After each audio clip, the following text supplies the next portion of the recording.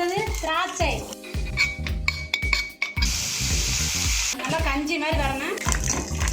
Hi friends, உங்கள் ரவிவல்லி.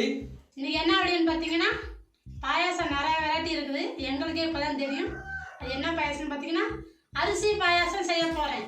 ஆமாங்க, அதான் பலே பாம்பே அரிசி பாயாசம் தான் இன்னைக்கு ரவிவல்லி எபிசோட்ல டிஃபரெண்டான ஒரு டிஷ் செய்ய போறோம். அதுக்கு இன்னொரு பேர் இருக்கு, கீர் பாயாசம் இருக்கு. கீர் பாயாசம் இது வந்து வெயிலுக்கு இதமா இருக்கும், குழந்தைகளுக்கு நல்லா இருக்கும். எப்படி செய்ய போறாங்கன்னு வாங்க வீடியோக்குள்ள போய் பார்ப்போம். அரிசி பாயாசம் செய்ய தேவையான பொருள் எடுத்து வச்சிருக்கேன் பாருங்க. நெய், பாதாம் பருப்பு, ஏலக்காய், திராட்சை, முந்திரி பருப்பு, ஜவ்வரிசி, ஊற வச்ச அரிசி, சர்க்கரை, 1 லிட்டர் பால், காய வச்ச பால். இப்போ நம்ம மாவு கூட வச்சு நெய் கொஞ்சம் ஊற்றிக்குவோம். 1 ஸ்பூன் போட்டால் போதும். நெய் ஊற்றி அந்த இது நல்லா வரும், உருகிறட்டும். அடுத்து நச்சு வச்சு ஏலக்காய் நல்லா கிளறிடுங்க. நம்ம அரிசி எங்கள் வீட்டு அரிசி தான். இது ஒரு 10 நிமிஷம் மேலே ஊற வச்சு நல்லா கலனி பிடிச்சி வச்சுருக்கேன் வடிகட்டி. அந்த அரிசியை இதில் போட்டுருவோம் நெய்யோட.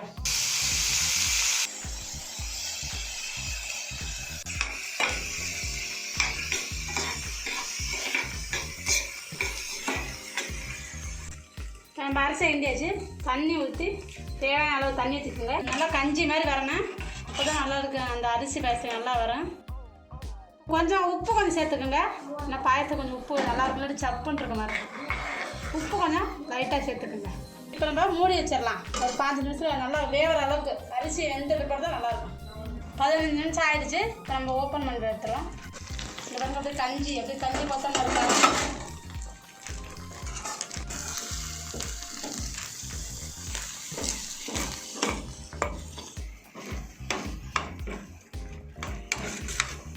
இப்போ இதை நம்ம நல்லா கிளறிட்டோம். இங்கே பாருங்கள். இப்போ இதை நம்ம ஒரு வேறு பவுலில் மாற்றிக்குவோம். ஏன்னா இது 10 பால் ஊற்றினா அதனால வேறு பொருள் மாற்றிக்குவோம். இப்போ நம்ம முந்திரி பருப்பு வறுக்கிறதுக்காண்டி கொஞ்சோண்டு நெய் சேர்த்துக்குவோம். இப்போ நம்ம முந்திரி பருப்பு போட்டுக்குவோம். இது திராட்சை நல்லா வறுபடக்கும். நல்லா குக்கணும், நல்லா பப்புன்னு நல்லா உருண்டு வரணும். அந்த ஸ்டேஜ் வந்துடணும்.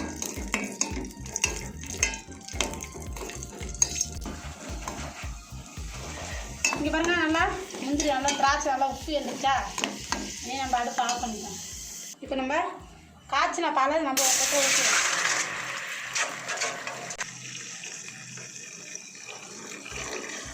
திக்கான பால், தண்ணி விட்டுறாதுங்க. இப்போ ஜவ்வரிசி தேவையான அளவு நான் போட்டுக்கிறேன்.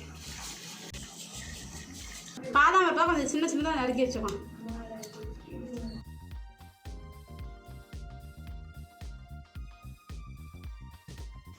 இங்கே பாருங்க, ஜவ்வரிசி நல்லா வெந்துடுச்சு. எல்லாம் இப்போ நம்ம அந்த அரிசியை நம்ம போட்டுருவோம்.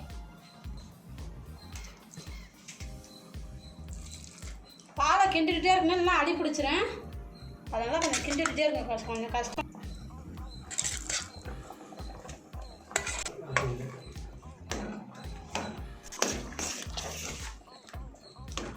நல்லா கிளறிடுங்க, நல்லா கட்டி விடாமல். நல்லா ஜவ்வரிசி எதுவும் கட்டி விடுவோம். கொஞ்சம் அடிப்பிடிக்கிற மாதிரி இருக்கும், கொஞ்சம் கிளறி விட்டுருங்க. என்னடா வள்ளிக்கு எப்படி அரிசி பாயசம் தெரியுன்னு நினைக்கிறீங்களா? இது எனக்கு தெரியாது. எனக்கு தெரிஞ்ச இந்திக்கார பொண்ணு வந்துட்டு சொல்லி கொடுத்தா, அதை வச்சு தான் நான் வந்து ட்ரை பண்ணி பார்க்குறேன். நல்லா டேஸ்ட்டாக இருக்குது. நான் சாப்பிட்டு பார்த்துருக்கேன். அதனால் நல்லா இருக்குன்னு செஞ்சு காமிக்கிறேன் உங்களுக்கு. நீங்கள் இதை ட்ரை பண்ணிவிட்டு எனக்கு எப்படி இருக்குன்னு கமெண்டில் சொல்லுங்கள். ஏன்னா பால் பாயாசம் கேள்விப்பட்டிருக்கேன், பாசிப்பருப்பு பாயசம் கேள்விப்பட்டிருக்கேன், ஏன் ஜவ்வரிசி பாயோட கேள்விப்பட்டிருக்கேன். இது மாதிரி அரிசி பாயசம் சாப்பிட்ருக்க மாட்டேன். அதனால் பிள்ளைங்களும் விரும்பி சாப்பிடும். ஏதோ புதுசாக இருக்குன்ட்டு அதனால் நல்லா செஞ்சு பிள்ளைங்களுக்கு கொடுங்க. எப்படி டேஸ்ட் இருக்குன்னு நல்லா சொல்லுங்கள். அதுக்கப்புறம் அடுத்தடுத்து வீடியோவில் நீங்கள் சொல்லுங்கள் கமெண்ட்டில். இப்போ நம்ம வறுத்து வச்ச முந்திரி திராட்சை எல்லாம் கொட்டிடுவோம். நல்லா கலரி விடுங்க. நெய்யெலாம் இருக்குல்ல, நல்லா வாசனையாகும். இந்த பிள்ளைங்க விரும்பி சாப்பிடுவாங்க. நல்லா செஞ்சு கொடுங்க. ஏன்னா வேல் எடுத்து நல்லாயிருக்கும். பாயாசம்னா நல்லா விரும்பி சாப்பிடுவாங்க பிள்ளைங்க.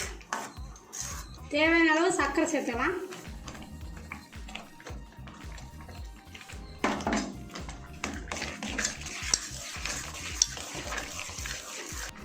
ஏன் லாஸ்ட்டாக சக்கரை போடுறேன்னா ஏற்கனவே பாலும் கெட்டியாக இருக்குது, அந்த சாதமும் கொஞ்சம் கெட்டியாக இருக்கிறதுனால லாஸ்ட்டாக சக்கரை போட்டால் அடியில் உட்காராது. அதனால தான் நான் லாஸ்ட்டாக போடுறேன் சர்க்கரையை. ஓகேங்களா? இங்கே பாருங்க பாயசம்லாம் ரெடி ஆகிடுச்சு, தடன்னு ரெடி ஆகிடுச்சு. அடுத்தது நம்ம பாதாம் பருப்பு சேர்த்துக்கலாம்.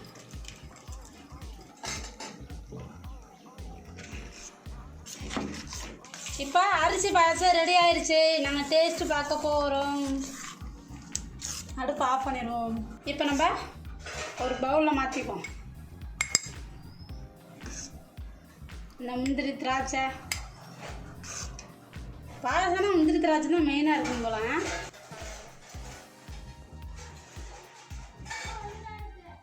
இப்போ பார்த்தீங்கன்னா அரிசி பாயசம் ரெடி ஆயிடுச்சு. இப்போ வந்துட்டு நம்ம வீட்டுக்கு சாப்பிட்டு சொல்லுவார். என்ன அரிசி பாயசம்? நான் என்ன சொன்னேன்? நீ என்ன சொன்ன? சேமியா பாயாசம், பருப்பு பாயாசம் கேள்விப்பட்டிருக்கேன். இதானே அரிசி பாயாசம்? அதுதானே, அதனால உனக்கு கொடுக்குறது. அதுதானே கொடுக்குறதா. சரி, நம்ம டேஸ்ட் பண்ணி பார்ப்போம். இன்னைக்கு வள்ளி வந்து வெயிலுக்கு எதமா அரிசி பாயாசம் செஞ்சுருக்காங்க. டேஸ்ட் பார்த்துட்டு சொல்கிறேன். உனக்கே முந்திரி பருப்பு தனியாக ஏட்டுச்சத்தில் போய் வாங்கி ஒரு பாயத்தை கொட்டிட்டேன். அப்படியா? அதான் சூப்பரா இருக்கு. சூப்பர் டக்கரா இருக்கு. வேற லெவலுங்க. வள்ளி செஞ்சது அரிசி பாயாசம். இந்த மாதிரி நான் சாப்பிட்டதில்ல. இன்னைக்கு தான் முறையா சாப்பிட்றேன். நீ தான் இதை பார்க்குறேன், அது முறையா சூப்பராக செஞ்சுருக்காங்க வள்ளி. நல்லா முந்திரி, பாதாம், பிஸ்தா எல்லாம் போட்டு இன்னைக்கு ஒரு தூக்கலாம். இதை சாப்பிட்டோன்னே ஒரு நல்ல ஒரு எனர்ஜி கிடைக்க போகுது. குழந்தைங்களுக்கு நல்லா கொடுக்கலாம். சூப்பரா இருக்கு. ஆமா, இது பாத்தீங்கன்னா பெரிய லெவல்ல இருக்கும். என்னன்னு பாத்தீங்கன்னா பாம்பே பழைய பாயாசம் இது. இந்த வீடியோ உங்களுக்கு பிடிச்சிருந்துச்சுன்னா மறக்காம லைக் பண்ணுங்க, ஷேர் பண்ணுங்க, கமெண்ட் பண்ணுங்க. எங்க சேனலை சப்ஸ்கிரைப் பண்ணாங்க, சப்ஸ்கிரைப் பண்ணிட்டு பாருங்க. உங்களை அடுத்த வீடியோல சந்திப்போம். பாய்.